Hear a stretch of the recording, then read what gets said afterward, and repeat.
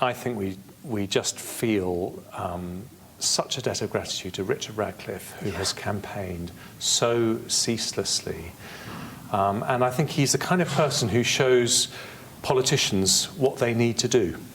He's faced the most incredible adversity. I think it's also worth saying that Nazanin herself has been incredibly brave. And in the contacts I've had with her by WhatsApp, I just see this resolve and courage despite this incredibly unfair situation of 6 years of her life taken away by an evil regime. And Jeremy, did you have contact with her after you were Foreign Secretary on WhatsApp? So have you kept up that contact? Yes, and I have, and I wasn't able to secure her release when I was Foreign Secretary, so I wanted to carry on doing everything I could after I stepped down. But I think Richard and Nazanin, between them, have done the most incredible favour to the world, because until Nazanin, the world didn't know about Iran's hostage-taking.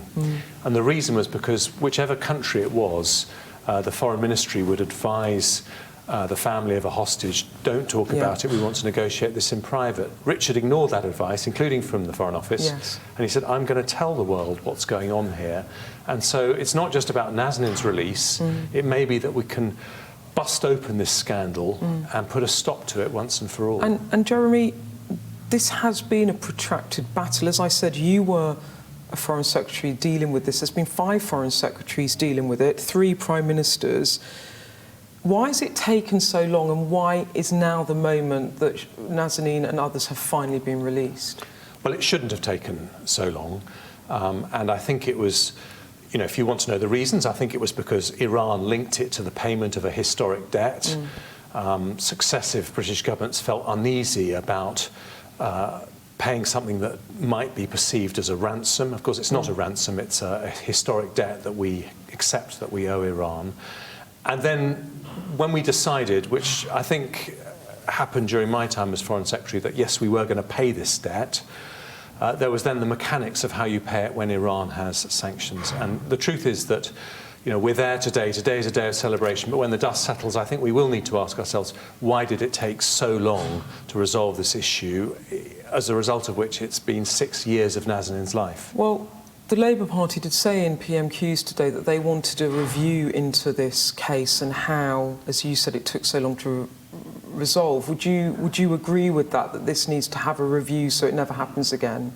Well, there are always lessons that can be learned from these kind of incidents. I think the biggest thing we need to do now, and I think the sanctions against Russia have shown that the West can act together in a very concerted and effective way when it wants to, is we need to work out a way with our democratic allies to stamp out the practice of hostage-taking with a system where if you take a hostage from one country, it's treated like you're taking a hostage from all of them, and the price is just made too high. Because this is a 19th century practice. It has no place in the 21st century. You don't think there needs to be a review, you just think lessons should be learned, or you do think there should be a review? Well, I mean, it doesn't really matter what you call it, but of course we need to learn lessons from Nazanin's particular case. But the most important thing is to make the changes internationally so that this hostage-taking is stamped out. And Jeremy, you said that the money, because you were Foreign Secretary in 2017, yeah? 2018. 2018, so that's 4 years ago, and you said that the money, you'd kind of got the agreement on the debt, but it took 4 more years. Is it literally paperwork? I mean, it seems astonishing that it's taken that long. Were there mistakes by the government over this?